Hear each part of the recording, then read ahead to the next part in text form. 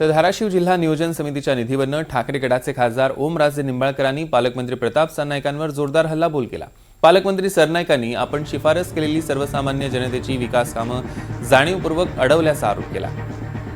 कमळाबाई आणि बाणाच्या राजकीय संघर्षात जिल्हा नियोजन समितीतील मागील 2 वर्षातील 575 कोटी रुपयांच्या विकास कामांवर लावलेली स्थगिती आपल्यामुळेच उठवण्यात आली असाही दावा त्यांनी केला। हिम्मत असेल तर प्रत्यक्ष बैठक घ्या असा इशारा देऊनही पालकमंत्री उपस्थित राहिले नाही आणि ऑनलाईन बैठक घेण्यात आल्याचं ओमराजे निंबाळकरांनी सांगितलं। जवळपास मागच्या वर्षीच्या आर्थिक वर्षातले 250 कोटी रुपये, या चालू वर्षातले 300 कोटी रुपये, जवळपास 575 कोटी रुपयाच्या कामाला स्टे आहे। बरं, ह्याच्यातले कामं कोणची? मागच्या 2 वर्ष झालं त्या कामाला स्थगिती दिली, फक्त कमळाबाईन बाणाचं भांडण। मी पालकमंत्र्याला त्या ठिकाणी सांगितलं, हिम्मत असेल तर या म्हणलं इथं, मग बैठक घेऊन दाखवा। आले नाहीत, तिथून ऑनलाईन बैठक घेतली।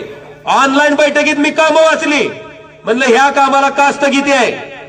तुम्हाला सांगतो, त्यांची बोबडी वळाली आणि सगळीच्या सगळी कामं त्यांना त्या ठिकाणी मंजूर करून घ्यावी लागली।